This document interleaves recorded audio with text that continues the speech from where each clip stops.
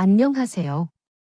이야기를 듣는 곳이 있다는 소식을 듣고 한번 들어보기 시작했는데 최면적인 끌림이 있는 곳이었어요.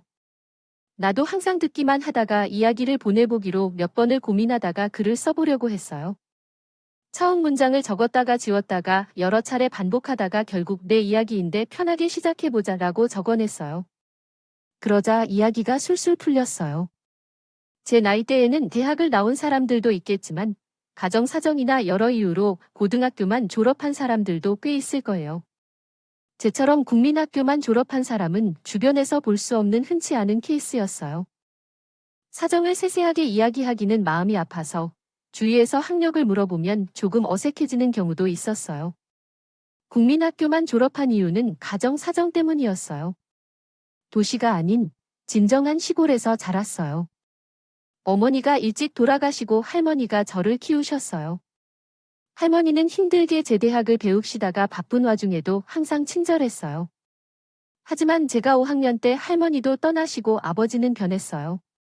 얼마나 열심히 일을 해도 형편이 좋아지지 않았고 저희 집은 더욱 어려워졌어요. 아버지는 알코올 중독자가 되어 매일 술만 마셨다. 그로 인해 어머니와 할머니를 잃어버린 아버지는 일을 하지 않고 마을 주민들의 충고도 무시하며 술에 빠져 살았다. 마을 주민들은 아버지를 꾸준히 권유했지만 아버지는 변화하지 않았다. 결국 아버지는 술 중독에 빠져 매일 술을 마시지 않으면 정신을 차리지 못했다. 마을 사람들은 아버지를 술주정뱅이라고 불렀고 아버지는 술에 홀려 행패를 부렸다. 저는 학교를 다니면서도 아버지의 술주정을 목도했고 아버지는 끊임없이 술을 요구했다. 어느 날 아버지는 학교를 다녀온 저에게 술을 요구하며 주전자를 던졌다.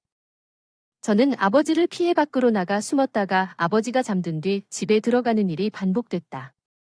이렇게 저희 처지에 안타까움을 느낀 동네 어르신들은 저를 돌봐주고 밥과 숙취를 덜어주며 때로는 자기 집에서 잠도 재우곤 했다. 그들이 없었다면 저는 더 큰 위험에 빠져 있었을 것이다.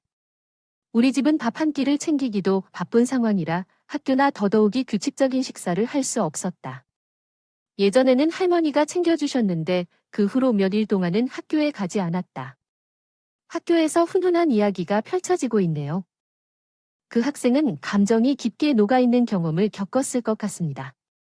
이 이야기를 한국어로 다시 작성해 드리겠습니다. 학교 이야기처럼 비정상이었던 상황에서 그 학생은 더 이상의 교육을 받지 못할까 고민했을 것입니다. 마을에서 가난한 가정에서 왔던 그 학생은 아버지의 술값 때문에 어려움을 겪었고 너무나 속상해했습니다. 그래도 한 해만 더 학교를 다니면 졸업할 수 있다면 졸업장이라도 있어야 한다며 도움을 주신 분에게 감사한 마음을 표현하고 있습니다. 아버지를 비워둔 그 학생은 아버지에게 미워하며 어떻게 이런 집에서 살아야 하는지를 그런 생각도 했지만 결국 그런 마음을 슬픔으로 이어갔습니다. 어린 나이에 공장에서 일을 시작하게 된 그 학생은 어디서든 노력해야 한다는 것을 배웠습니다. 그 노력이 과연 미래에 어떤 결과를 가져다 줄지 고추를 따던 그 학생의 이야기가 궁금해지네요. 나는 심부름을 하면서 경험했던 이야기를 전합니다. 나의 나이와 비슷한 친구들은 없었고 대부분 어머니들이 많았습니다. 나의 사정을 소문으로 알게 된 아주머니들은 나를 딸처럼 대해주셨습니다. 식사할 때도 많이 먹으라고 챙겨주시고 밤에 자러 갈 때는 배 빵빵하게 차서 이불을 덮어주셨어요. 처음에는 그곳이 싫었지만 아버지의 술 문제를 보지 않아서 마음이 편안했습니다. 공장에서 한 달을 일한 후에는 월급날이 돌아왔습니다. 열심히 일한 보람을 느껴 기분이 좋았어요. 처음으로 받은 큰 돈에 어떻게 사용해야 할지 몰랐습니다. 주변의 아주머니들은 어른이 되면 돈을 쌓아야 한다고 충고해 주셨습니다. 나는 사활 모으면 언젠가 부자가 될 거라는 상상에 빠졌지만 이 꿈은 금방 깨어졌습니다. 월급을 받던 날 아버지가 공장으로 찾아와서 돈을 가져가라고 했습니다. 그 돈은 내 것이 아니라고 말씀드리자 아버지는 돈을 빼앗아 세어보더니 그대로 가져가 버렸습니다. 가버리지 않았어요. 그 모습을 보고 있는 나는 주저앉았어요. 내가 어떻게 해서 돈이 건데 나는 매달 월급날이 되면 찾아오는 아버지 때문에 숨이 막혔어요. 아버지가 안 보이는 공장이 있어도 같이 있는 것처럼 숨이 막혔어요. 몇 년을 일하던 나는 더 이상은 아버지와 엮이기도 싫고 아버지와 같이 있으면 내 삶은 시궁창밖에 안 되겠다는 생각이 들었어요. 삶에 희망도 없고 그저 술주정뱅이 아버지의 술값을 버는 기계일 뿐 내 존재는 없는 듯 했어요. 나는 아버지에게 벗어나야겠다는 생각이 강하게 들었어요. 사장님에게 월급을 하루 일찍 받게 된 나는 그날 밤 서울로 올라가는 기차를 무작정 탔어요. 4시간 후에 도착한 나는 이제 아버지로부터 벗어났다는 안도가 내 마음을 편안하게 해줬어요. 그랬더니 갑자기 배도 고프고 무언가를 먹어야겠다고 생각했어요. 기차역 근처에 있는 식당을 둘러보다 국밥집이 보였는데 거기로 들어갔어요. 국밥 한 그릇을 허겁지겁 먹고 주위를 둘러보았어요. 식당 밖에는 사람들이 분주하게 움직이고 있었어요. 배달을 나갔던 남자가 식당 안으로 들어오면서 주인에게 투덜하며 말을 했어요. 아, 더워. 월급을 받던 날 아버지가 공장으로 찾아와서 돈을 가져가라고 했습니다. 그 돈은 내 것이 아니라고 말씀드리자 아버지는 돈을 빼앗아 세어보더니 그대로 가져가 버렸습니다. 밖에 날씨가 엄청 덥지? 엄마, 아직 사람 못 구했어요. 아, 그래. 며칠만 더 포생할자. 조만간 콱겠지 벌써 그 말만 몇 번째예요? 사람이 없고 해지는데 뾰족한 수가 있냐? 아, 몰라요. 나 이제 더는 식당 일 안 해. 저기, 혹시 일하는 사람 구하세요? 식당 주인과 아들의 대화를 듣고 있던 저는 불쑥 대화에 끼어들었어요. 그렇긴 한데, 아, 그럼 제가 해볼게요. 학생이 아직 나이도 얼마 되지 않아 보이지 않는데, 거치면 나이는 어려도 잘할 수 있어요. 몇 년 동안 공장에서도 일해 봤거든요. 우린 공장이랑 다라크, 무거운 뚝배기를 들고 날라야 하는데, 약한 몸으로 괜찮겠어요? 잘 할 수 있어요. 시골에서 막 올라와서 일할 자리를 찾고 있었거든요. 엄청 그렇다면 한번 해봐. 고맙습니다. 저는 밥 먹다가 말고 바로 직장을 구했어요. 다행히 시골에서 혼자 올라왔다는 저를 보고 식당에 작은 방도 하나 달려 있으니 갈 곳이 없으면 식당에서 자도 좋다고 말씀하셨어요. 저는 일자리며 잠자리며 모든 것을 해결했다는 것에 마음이 놓였어요. 서울에 올라온 순간부터 좋은 일만 일어나는 것 같아 앞으로의 제 인생도 순탄할 것 같았어요. 아버지에게 벗어나길 잘했다는 생각이 들었어요. 식당방에서 하룻밤을 자고 다음날 저는 아침 일찍 일어나 가게 문을 열었어요. 그리고 테이블을 행주로 닦고 있었어요. 그 모습을 출근하시다 본 사장님이 말하지 않았는데도 일머리가 있다며 현재처럼 하면 되겠다고 말씀하셨어요. 저는 더 흥분되어 테이블 행주로 비벼서 쌓여있는 데이브레드를 닦고 나서 행주를 씻고 있었어요. 주방에 계셨던 사장님이 저를 부르셨어요. 저는 젖은 행주를 하얗게 펴놓고 주방으로 가서 바닥에 놓인 빨간 도마 위에 파와 양파가 가득히 쌓여 있었어요.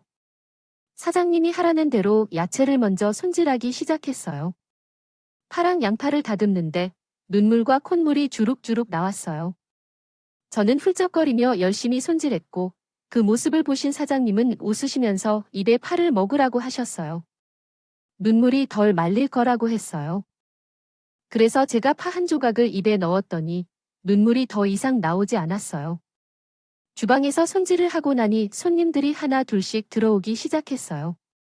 사장님은 분주하게 국밥을 뚝배기에 담았고 저는 그 뚝배기를 쟁반에 옮겨 손님 테이블로 가져갔어요. 처음엔 쟁반이 생각보다 무게가 느껴졌고 뜨겁기 때문에 주의해서 움직였어요. 같이 일하는 아주머니가 답답하다며 서빙을 도와주겠다고 하셨어요. 손님들이 들어오면 밑반찬을 주는 역할을 맡아 주시겠다고 하셨어요. 하루가 어떻게 흘렀는지 모르게 바쁘게 지나갔어요. 뒷정리를 마치고 방으로 들어와서는 평소와 다른 일을 해 힘들고 피곤했어요. 잠이 솔솔 오는 줄 알았지만 오히려 더 푹 자도록 했습니다.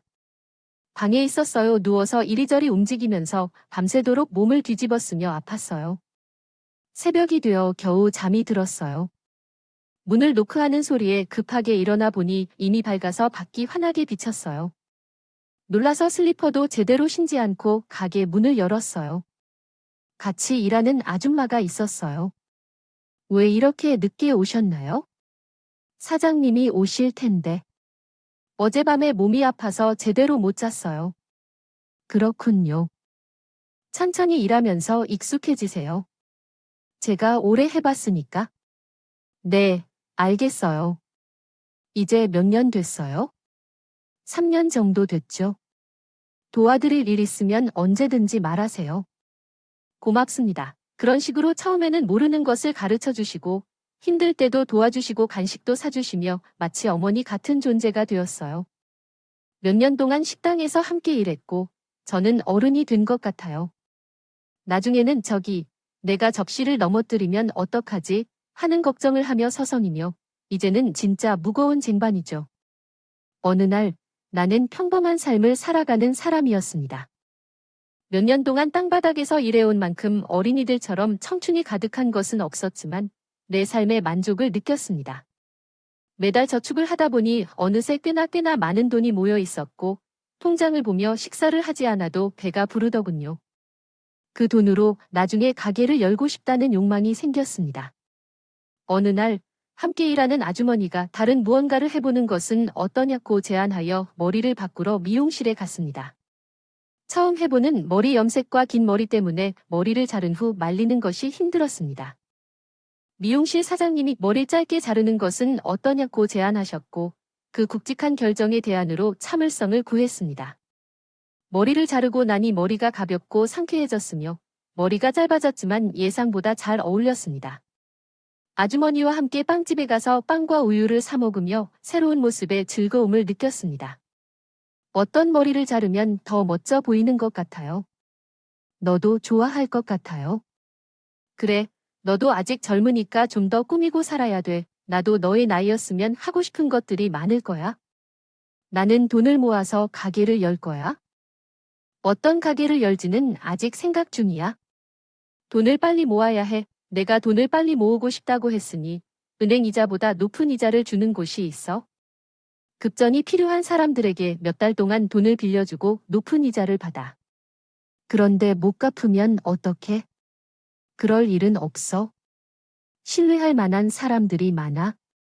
난 그걸 믿었어. 봄이 더 즐거워.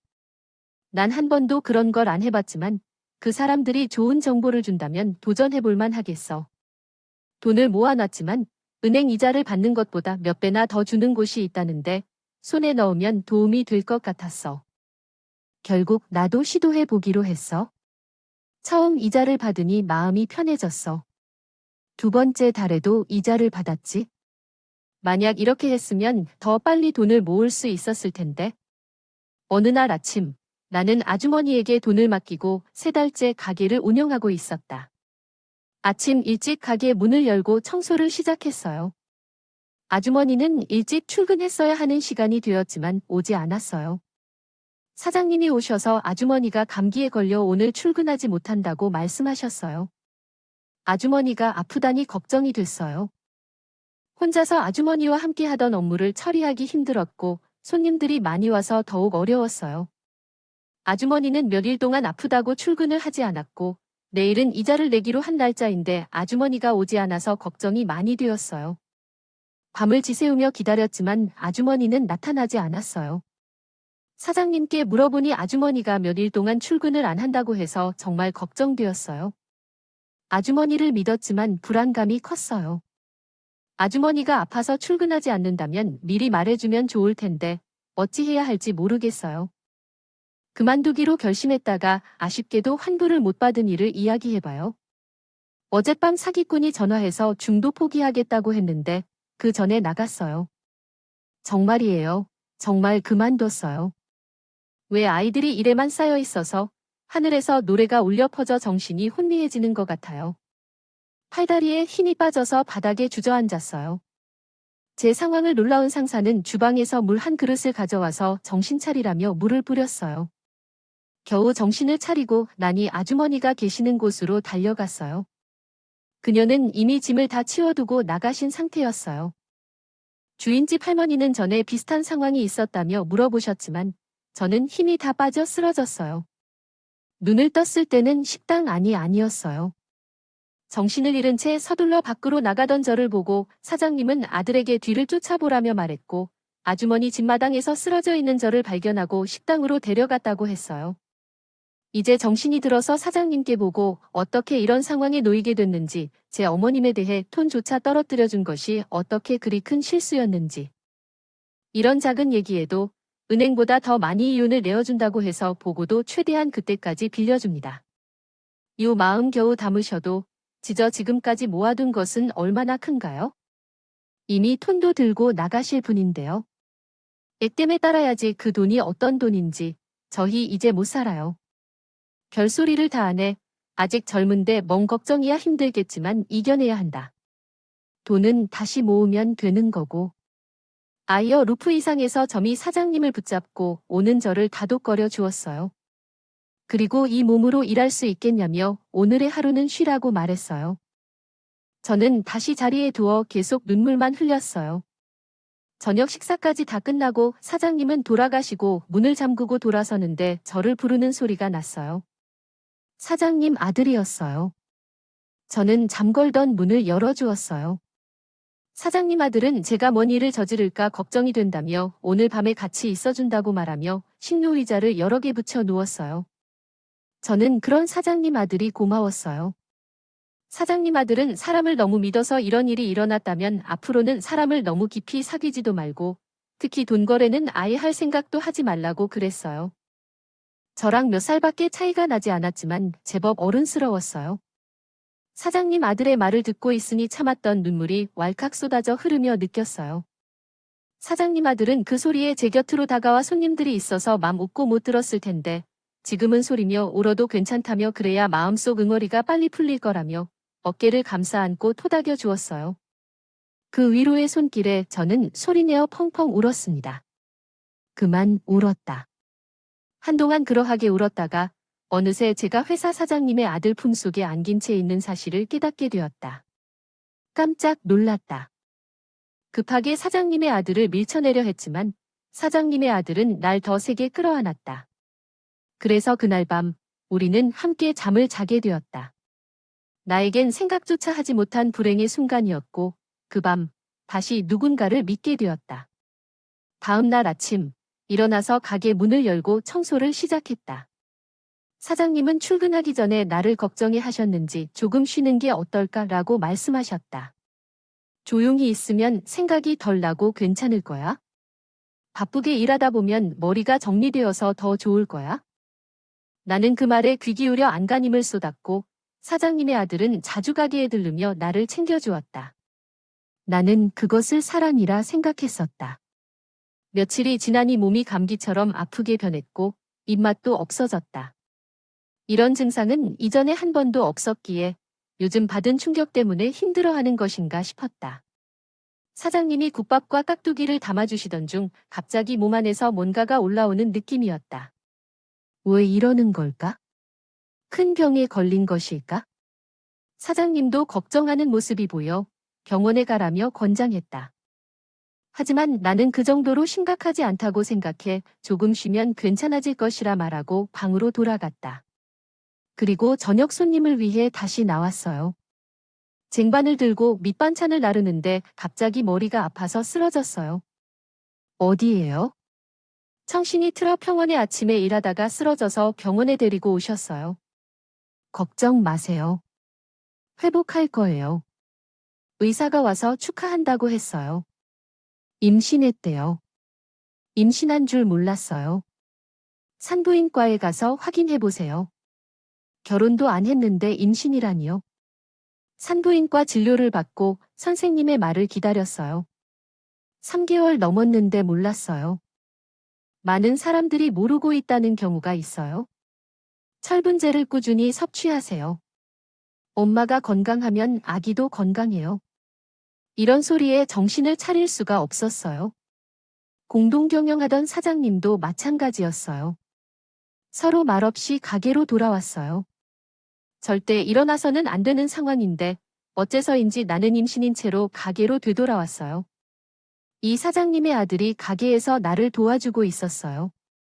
나를 보고 몸이 괜찮냐고 물으며 병원에서 무슨 말을 들었냐고 물었어요.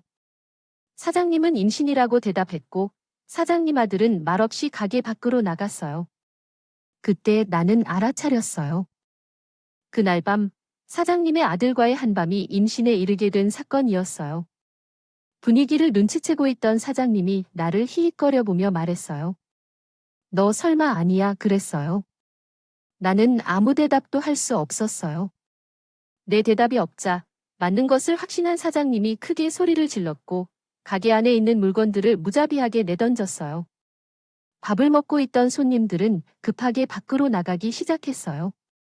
잠시 후 화를 풀던 사장님은 나의 손을 잡고 병원에 가야 한다고 말했어요.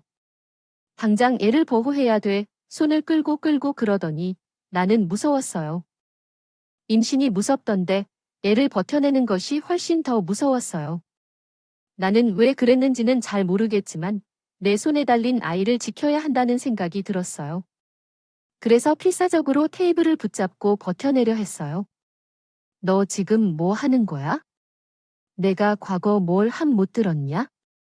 벌써 3개월이나 지났다니깐.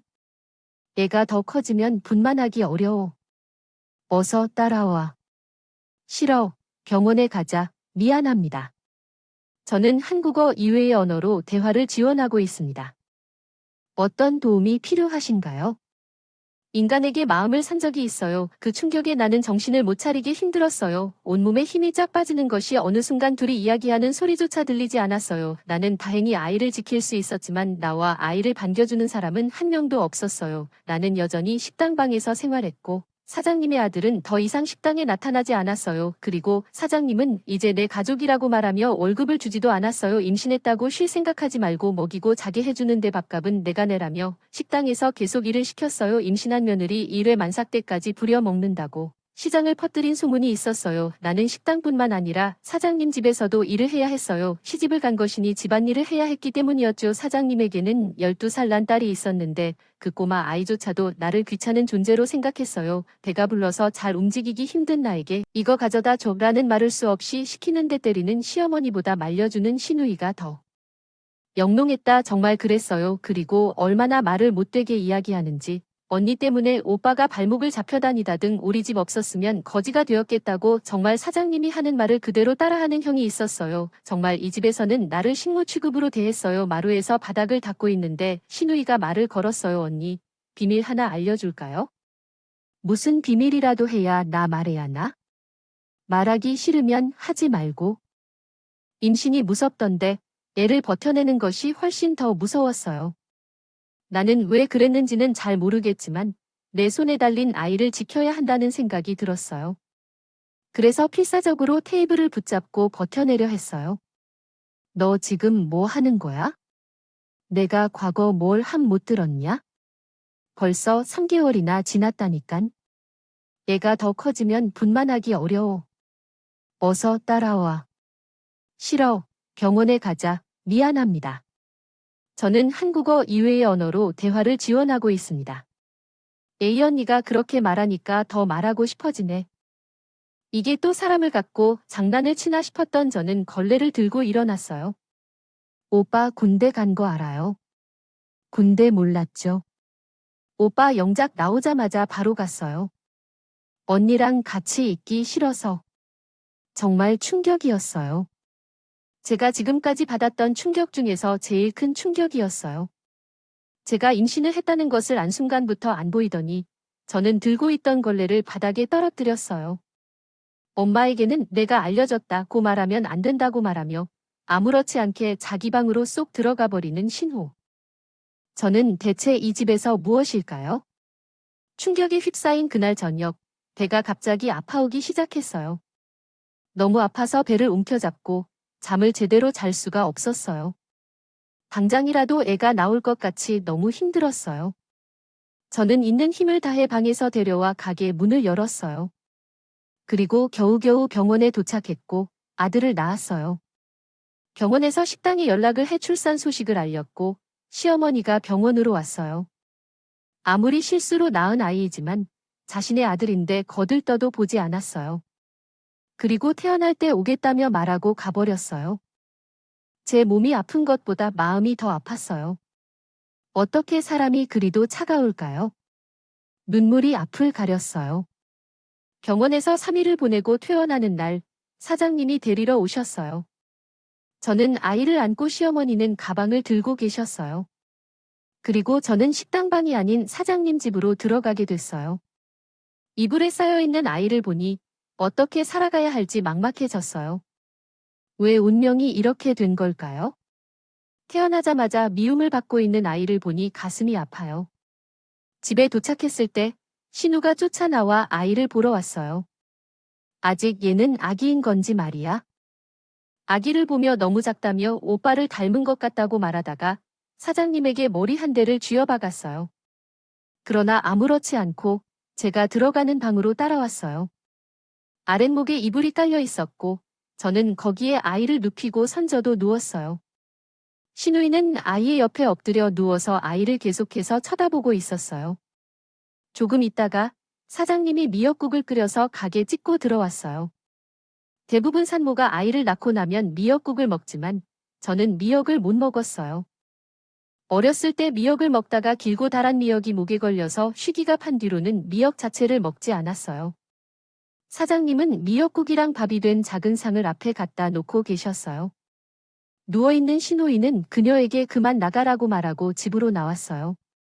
나는 먹지 않았는데 신우이가 자세를 바로잡으며 나와 멀지 않은 곳에 다가왔어요. 언니, 미역국 먹어야 해? 먹어. 남은 미역국 먹지 못해. 맛있는데 그런 걸 못 먹다니. 이번엔 12시 4분에 신우가 미역국을 먹다 입에서 흰 거품을 물고 쓰러졌어요. 일이 순식간에 일어나서 너무 놀라서 신우이를 흔들었지만 그녀는 의식이 없었어요. 사장님을 불렀지만 집에 아무도 없었어요. 한시라도 늦으면 안 되는 거예요. 아이를 생각하지 않고 신우이를 끌고 병원에 가서 구조하였어요. 도착하자마자 간호사에게 살려주세요. 라며 소리쳤고 다가온 간호사는 의사 선생님을 불렀어요. 의사 선생님께서 신우이를 살펴보고 수술을 시작했어요.